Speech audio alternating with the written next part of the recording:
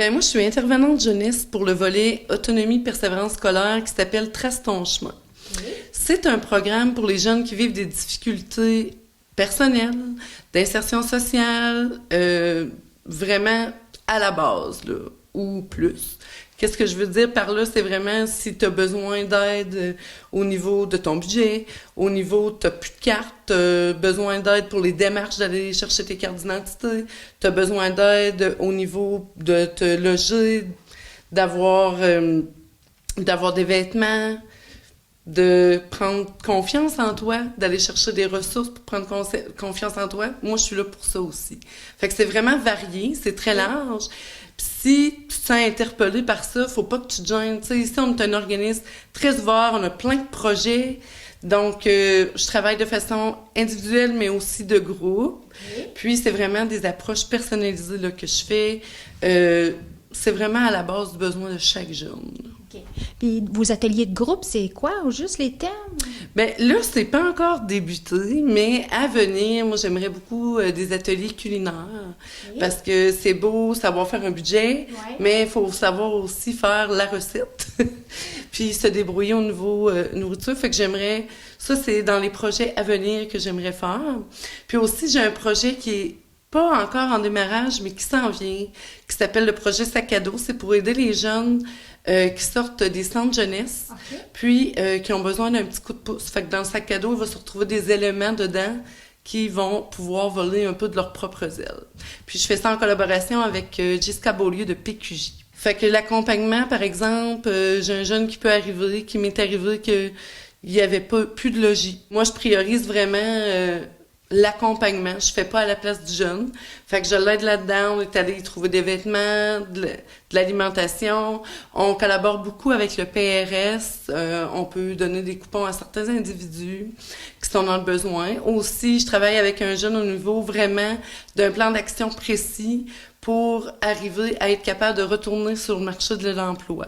Il a vécu des choses dans sa vie qui l'amènent à plus être nécessairement capable de s'adapter dans un milieu d'emploi, qu'on travaille là-dessus.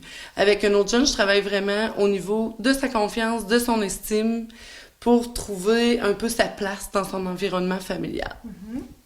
Fait que c'est un peu ça, là, la diversité. OK. Est-ce que vous leur montrez aussi à comment prendre des décisions éclairées? Oui, aussi, ça fait partie du processus, comment prendre une décision, la prendre pour qui, pourquoi, dans quelle intention de le faire, mais ça fait partie de la démarche là, du jeune. Que c'est important pour les jeunes de prendre conscience de leurs faiblesses puis de leurs forces? Effectivement, c'est la base. Il faut apprendre à se connaître. Puis, oui, on dit faiblesse, mais c'est vraiment des points à améliorer pour être capable d'avancer, puis de faire briller les forces. C'est vraiment ça, c'est de travailler avec les forces de l'individu, puis de le mettre sur une étoile, dans le fond, le faire briller. On peut travailler avec des collaborateurs, comme moi je peux travailler avec l'école, Santé Émilie-Gamelin, le CLLC, et plus encore, là, il y a plein d'organismes. Fait que tout dépendamment du besoin du jeune, on va travailler en collaboration, puis on va expliquer le service aux jeunes aussi. Est-ce qu'il y a des parents qui vous ont appelé puis qui ont dit « Mon jeune, il a zéro autonomie. Pouvez-vous m'aider? » Ben, il a peut-être pas dit dans les mots zéro autonomie, mais oui, on a eu des parents qui nous ont appelés pour dire qu'est-ce que je peux faire, qu'est-ce que vous pouvez faire pour aider mon jeune. Puis à partir de là, on fait une première rencontre. Faut pas oublier que c'est un service volontaire. Fait qu'à tout moment, on doit respecter le rythme du jeune. Puis s'il décide de mettre fin au parcours, on doit respecter ça aussi. Mais habituellement, on est quand même bon là, pour créer un bon lien de confiance, puis faire un petit bout de chemin ensemble. Pouvez-vous me parler du projet Passage 2? Oui, Passage 2, c'est vraiment pour les élèves de secondaire 5 qui vont quitter soit en DEP, soit au cégep. Puis c'est vraiment des ateliers pour les préparer à cette nouvelle vie de jeunes adultes. On va parler du budget, de la saine habitude, les saines habitudes de vie. On va leur montrer aussi comment gérer un horaire, parce que l'horaire du secondaire, l'horaire d'un DEP, l'horaire du cégep, c'est vraiment différent. S'ils veulent travailler, comment entrer ça dans leur horaire? Faut qu'ils prennent du temps pour leurs études. Fait que c'est vraiment un passage obligé.